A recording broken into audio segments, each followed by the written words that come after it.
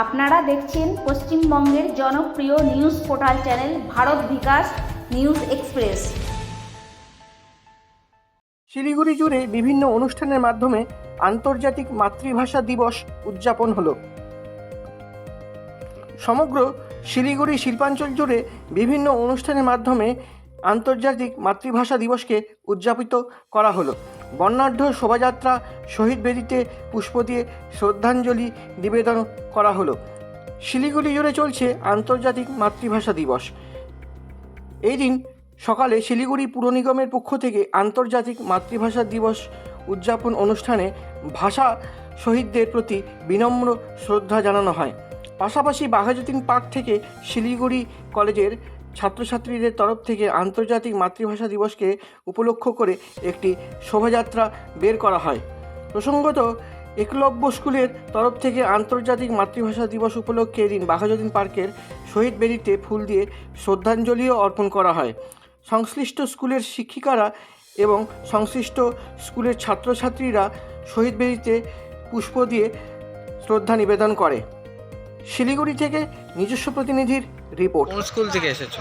আমি একলব্য একাডেমি পঞ্চানন। আচ্ছা, তোমাদের স্কুলটা কোথায়? পঞ্চানন রোডে।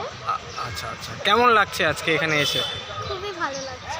কি বলতে চাও আজকে আন্তর্জাতিক মাতৃভাষা দিবস, কি বলতে চাও? আজকের দিনে আমাদের দেশে ভাষা পরিণত হয়েছিল, ওই জন্য খুব ভালো লাগছে। আচ্ছা, তোমার নামটা? বর্ণযুক্ত সরকার। আজকে একটি বিশেষ দিন, বিশেষ তাৎপর্যপূর্ণ দিন। 21শে যেটা ফেব্রুয়ারি আন্তর্জাতিক মাতৃভাষা দিবস উদযাপন করার জন্যে এবং এই বাংলা ভাষা প্রসারণ করার সাথেই আমরা এই ছোট ছোট বাচ্চাকে আজকে এখানে এনেছি, যাতে তার মর্মটা ওরা বুঝতে পারে, সারা বিশ্বব্যাপী যেন বাংলা ভাষার প্রসার হয় এবং এর পিছনে যে একটা গৌরব উজ্জ্বল একটা ইতিহাস লুকিয়ে আছে শহীদদের আত্মবলিদানের মাধ্যমে, সেটা যেন ওদের কাছে ফুটে ওঠে, এই উদ্দেশ্যে আমাদের। এটা তো ইংলিশ মিডিয়াম স্কুল, তো সেই উপলক্ষে বাংলা ভাষাকে কতটা গুরুত্ব দিয়ে আপনারা দেখছেন? আমরা সব কিছু আমাদের ইংরেজি মাধ্যম হলে পরেও আমরা যত কিছু এখানে আমাদের অনুষ্ঠান হয় বাংলাতে করার ওই তাৎক্ষণিক যত কিছু ছোটোখাটো ছড়া, কবিতা, গান, রবীন্দ্র নৃত্যনাট্য যত কিছু অনুষ্ঠান হয়, আমরা বাংলা ভাষাকে হিন্দি ভাষার পাশাপাশি হিন্দি ইংলিশ ভাষার পাশাপাশি বাংলাকেও সমানভাবে গুরুত্ব দিয়ে থাকি। আপনার নাম? মৌমিতা সাহা। আপনি কি মানে? আমি এই স্কুলেরই টিচার। ধন্যবাদ। ধন্যবাদ।